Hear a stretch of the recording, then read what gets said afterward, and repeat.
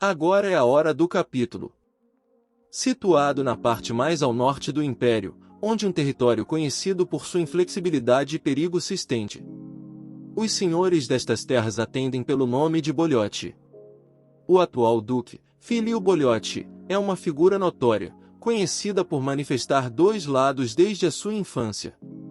Por um lado, ele exibe uma beleza exuberante, com cabelos e olhos negros que brilham à distância, nariz e queixo finos, lábios moderadamente grossos com uma tonalidade quente. Por outro lado, ele também carrega um olhar assassino, uma herança de sua família apelidada de Fera Negra. O Duque possui uma habilidade brutal, capaz de matar com apenas um olhar. Seu corpo robusto é resultado de longos anos de treinamento, com um pescoço longo, e a imponente posição de ser um dos dois duques do Império. Assim, nos foi apresentado o pai da protagonista.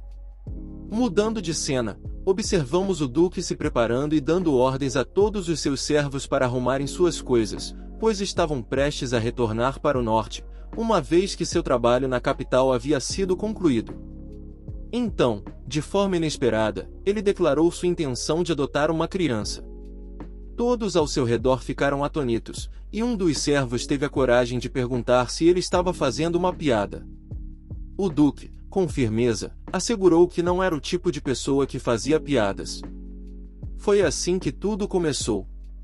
Duque estava no orfanato, tentando adotar uma criança, mas seus esforços pareciam estar fadados ao fracasso. Cada vez que uma das crianças o olhava, elas começavam a chorar, deixando-o perplexo. Ele suspirou e perguntou ao seu serviçal quanto tempo ele teria que suportar aquilo. Em resposta, seu serviçal comentou que era exatamente o que ele havia escolhido fazer. Em seguida, o serviçal começou a zombar, dizendo que Duque havia estabelecido um recorde, pois todas as crianças ficavam com medo ao vê-lo, encarando seus olhos.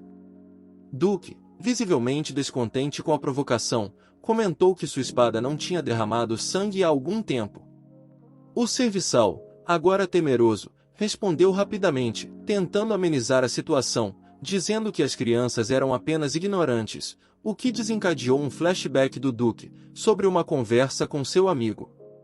O amigo do Duque disse que sempre que seu filho o via, ele começava a balbuciar babababa, e isso estava lentamente o enlouquecendo de felicidade, e ver sua filha mais velha cuidando carinhosamente do irmãozinho enchia-o de orgulho. O Duque alertou que ele poderia, eventualmente, enfrentar problemas com a voz se continuasse a falar tanto sobre isso, ao que seu amigo respondeu: "Você só fala assim porque não sabe como é." Mudando de assunto, o amigo perguntou quando o Duque planejava se casar. A resposta do Duque foi direta: "Quando eu morrer."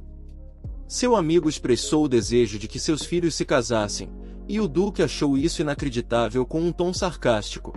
Seu amigo estava convencido de que, após experimentar a doçura de ter uma criança, o Duque não conseguiria mais ser o mesmo. No entanto, o Duque insistiu que não conseguia se ver se tornando um tolo daquela maneira. O amigo do Duque então falou que ser pai é algo nobre, e que as crianças são realmente adoráveis. Ele expressou a esperança de que um dia o Duque pudesse experimentar essa emoção. Voltando ao presente, o Duque informou ao seu assistente que havia conhecido todas as crianças daquele orfanato.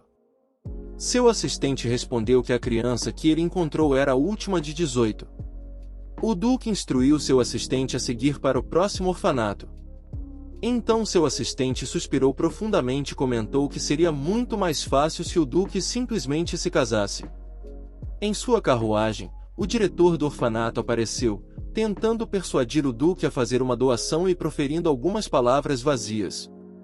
No entanto, seu assistente a ver o local percebeu que o dono do orfanato não tinha nenhuma intenção de cuidar do local, quando de repente escutamos um grito, e vemos uma garota a qual correu em direção ao Duque, e a mesmo o confrontou.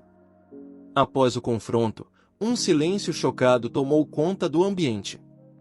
O assistente do Duque ficou perplexo ao notar que a criança não chorou ao ver o Duque e que seu cabelo e olhos eram da mesma cor que os do Duque.